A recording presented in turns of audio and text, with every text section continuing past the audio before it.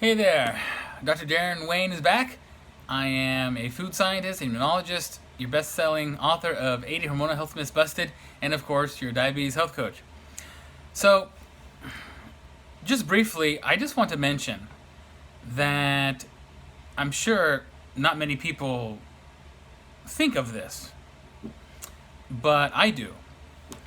But there is a serious double standard out there in the health industry, or the sick industry, depending on your perspective. Now, medical doctors, they receive no formal training or education on food, how to use food to prevent or cure anything, obviously. And yet, after they become a medical doctor, they think that they can just tell people what to eat or what not to eat when they're not trained in that at all.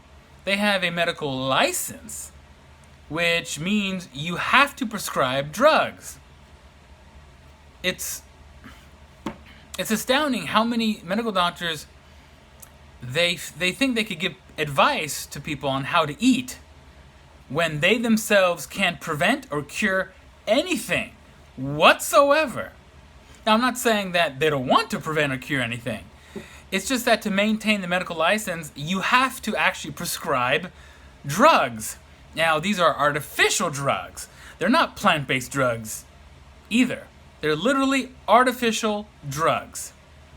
And when someone who knows nothing about food and only has a medical license in dealing with drugs says to you how to eat and what not to eat, wouldn't that be like an obese dietitian telling you how to be thin? And many of these medical doctors are chronically ill themselves. Yet they tell people, oh, don't eat this, oh, you should eat that. I learned a long time ago, never listen to someone how to be healthy when they're sick. I mean, I know it's common sense.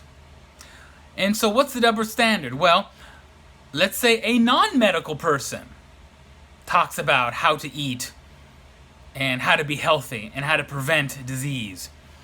Then people look at them with disdain because they're not medical doctors. That's how it is out there, isn't it?